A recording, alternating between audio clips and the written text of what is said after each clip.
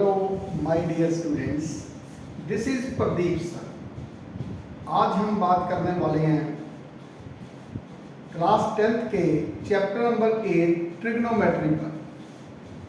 Trigonometry दो word से बना है।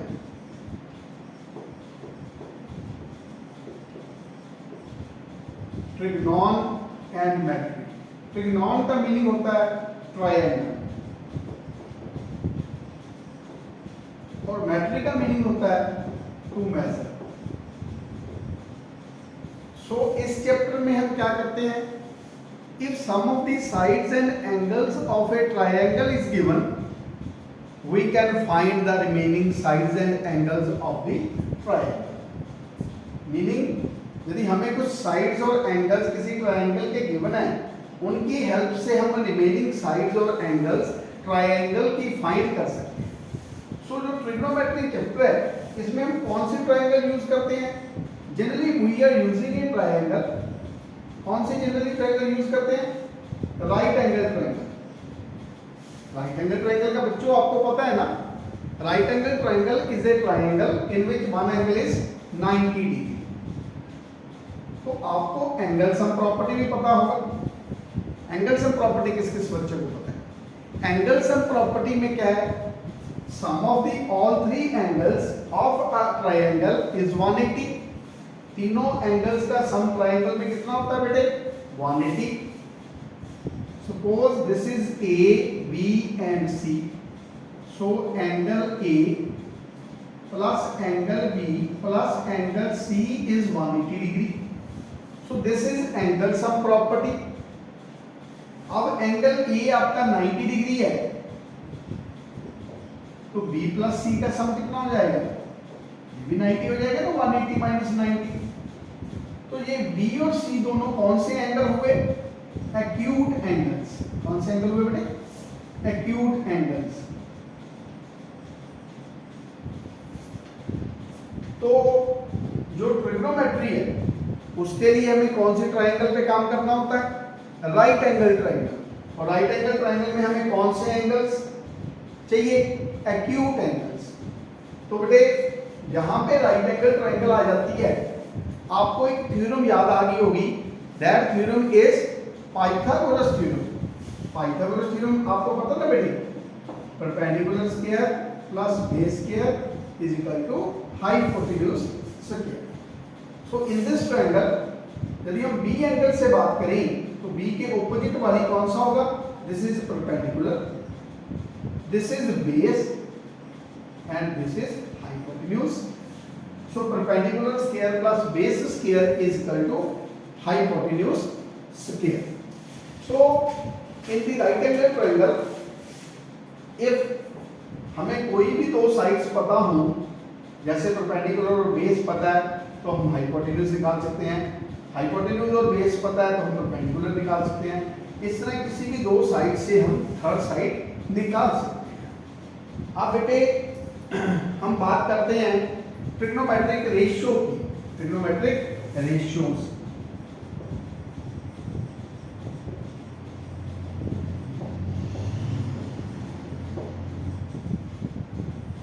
रेशियो आपको पता है? रेशियो क्या होता है? किसी दो वैल्यूज को u बाई v की फॉर्म में लिखना। जैसे परपेंडिकुलर और बेस को, हाइपोटेन्यूज और बेस को, बेस और परपेंडिकुलर को। तो जैसे हम दो वैल्यूज को u बाई v की फॉर्म में लिखते हैं, this is known as ratio. So trigonometry में एक राइट एंगल ट्रायंगल है, उसकी थ्री साइड्स हैं।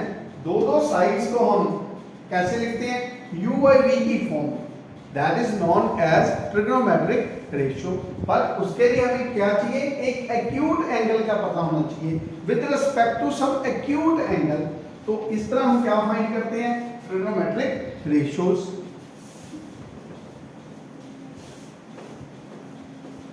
कोई बता सकता है बेटे कि ट्रिग्नोमेट्रिक रेशियोज कितनी होती हैं? There are 6 trigonometric ratios. First trigonometric ratio is sine theta. What is theta? Theta is a acute angle. Theta is a acute angle. Theta ये वाला भी हो सकता है और थीटा ये वाला भी हो सकता है। तो आपने क्या देखना है, let the triangle is ABC। यदि ये वाला थीटा है तो ये परपेंडिकुलर होगा और ये वाली वैल्यू क्या होगी, बेस होगी। यदि थीटा आप ये वाला लेते हो तो ये वाली वैल्यू AB क्या बन जाएगा, परपेंडिकुलर, और ये वाला AC क्या बन जाएगा, base. Sine theta then cos theta, then tangent theta, then cosecant theta, then secant theta, then cotangent theta. Sin theta means this is not a multiplication of sin and theta. This means you are finding the sin of angle theta. ट्रिग्नोमेट्री में क्या बोलते हैं बेटे इसको, sine of angle theta. If theta is 30 degree then this is sin 30, if theta is 45 degree this is sin 45। So अब इसको sine cos tangent को रेशियो की फॉर्म में कैसे लिखते हैं, तो बेटे इसकी रेशियो होती है परपेंडिकुलर बाय हाइपोटेन्यूज, इसकी रेशियो होती है बेस बाय हाइपोटेन्यूज, इसकी रेशियो होती है परपेंडिकुलर बाय बेस। अब देखो आप इसको याद कैसे करना है, उसके लिए एक की होती है बेटे, पंडित बद्री प्रसाद हर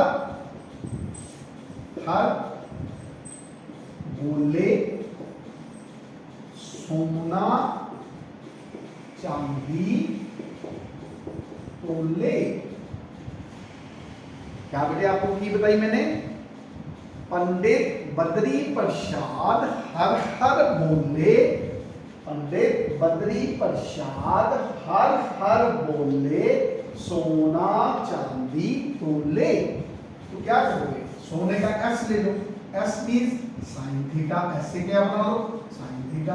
अब पी पंडित का, हर का एच, तो ये साइन थीटा हुआ पी बाई एच।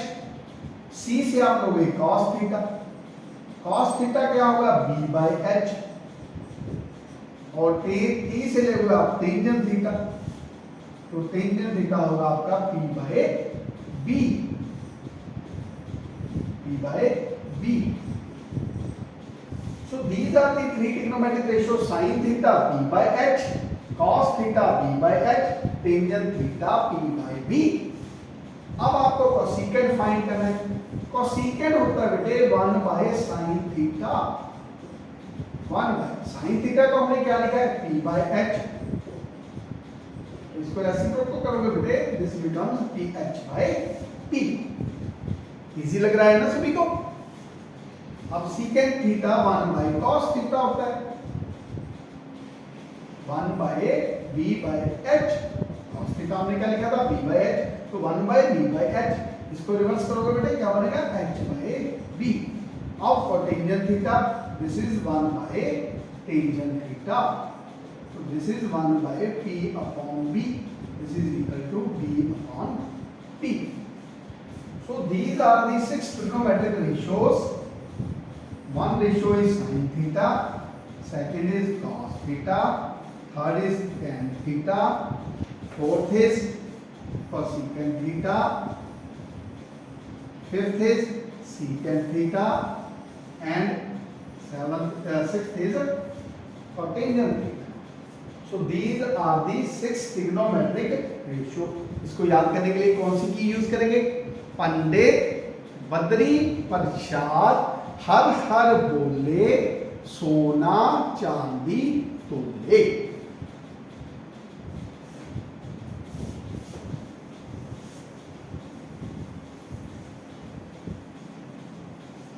अब देखो बेटे, अब इनके आपस में रिलेशंस देखते हैं, साइन और कोसेकेंट का। Sine theta into cosecant theta is equal to 1।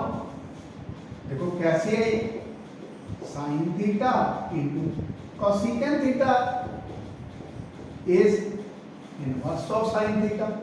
तो कोसेकंड थीटा को 1 बाय साइन थीटा लिखेंगे, साइन थीटा से साइन थीटा कैंसिल हो गया, this is equal to 1। Similar way cos theta into secant theta क्या होता है बेटे 1 cos theta into secant theta क्या लिखोगे 1 बाय cos थीटा। तो बेटे cos थीटा से cos थीटा कैंसिल होगा, this is equal to 1। Similar way tangent theta into 1 by tangent theta into cotangent theta is equal to 1। कैसे tangent theta into 1 by tangent theta, tangent theta cancel होगा, this is equal to 1। तो बेटे these